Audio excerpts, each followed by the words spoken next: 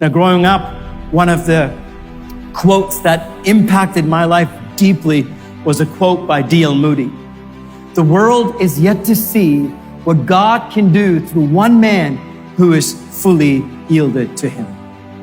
Back in the 1940s, there was a Bible school, and there was a professor who was teaching his students about revivalists and reformists. He was talking about all the revivalists who had lived in history and how they shaped Christianity. And they came to an interesting part in their class where he got to take his students to one of the homes of a revivalist.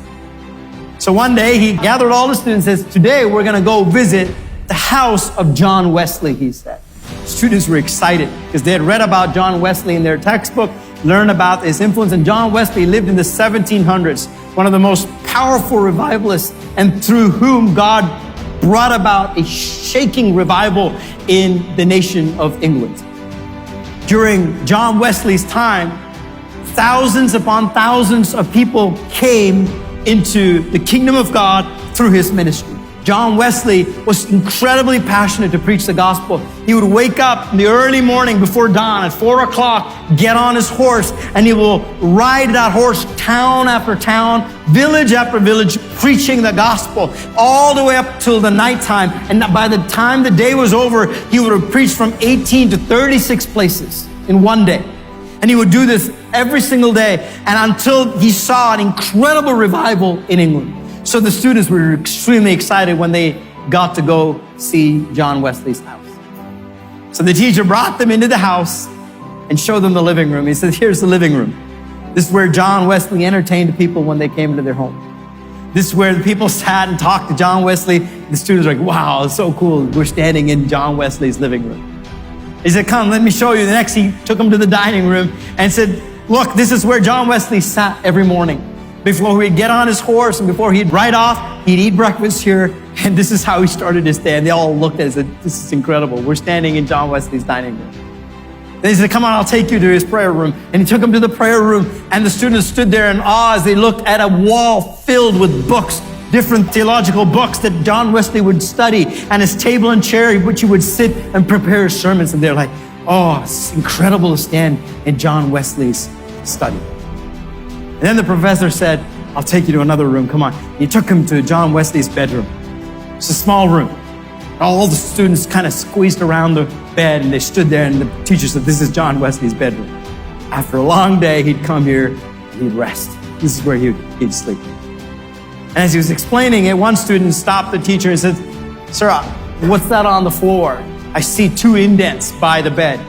And the teacher kind of chuckled and says, that's important, he said. He said, that's where John Wesley would wake up every morning and kneel down by his bed. And for hours, he would pray for the revival of England. Every morning, he'd wake up and he would kneel by the side of his bed and he would pray that God would visit the nation of England. And the students were awed because where he had knelt all those years had actually caused indentations on the floor. And there was 2 little, indentation of knees where John Wesley would kneel every day. Students were awed by it. The teacher said, okay, come on, let's get back on the bus. We're going to go visit some more homes. So they all got back on the bus, about to leave. The teacher realizes one student is missing.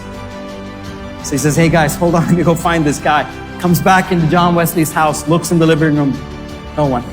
Dining room, nothing. Goes to the study, nothing. And then he goes up the stairs, and as he's coming up close to the bedroom, he could see a student kneeling by the side of the bed. And he's praying, tears running down his eyes. The teacher was moved. He didn't want to interrupt the prayer of the student. So he kind of gently came and stood in that bedroom by the side of that bed. And he could hear the student praying. And the student was praying, weeping, and he's saying, do it one more time, Lord. Do it one more time in my generation, like you did at John Wesley's time. Do it one more time. Then he said, Lord, do it one more time through me. Make me like you made John Wesley and used me. And he was weeping and praying, and this teacher stood there moved for a few minutes. And after a while, the teacher said, okay, patted the shoulder of that student, said, come on, it's time to go. And then that student named Billy Graham stood up from that place and walked back to the bus to join all the other students that day. God heard the prayer of Billy Graham that day. and through him made a mighty move that had never been seen by our day and our generation. Thousands upon thousands of people who came into the kingdom of God because one man knelt down and said, Lord, do it through me, do it again. And I'm telling you, my friend, unless the church comes to that place of just that yearning and says, Lord, may our lives not be lived for ourselves and for our own pleasures, but please extend our territory, extend the influence in our nation that your kingdom would be built through whatever we do, whatever is in our hands, let it be used for the extension of the kingdom. The 1.4 billion people in our nation who are lost, who still need Christ, may I be that person. May I be that person through whom the gospel is preached. May I be that person who made myself available to the purposes of God, that I lived in my day and my generation. Let it not be said that I went down silently and did nothing for God, but let it be said that I was part of a generation that stood up and said, I am not going down silent. Come what may, I'm going to make my life matter. I'm going to make my life count for the kingdom of God. I have only one life to live, and I'm going to give it to the kingdom of God and for the purpose of God,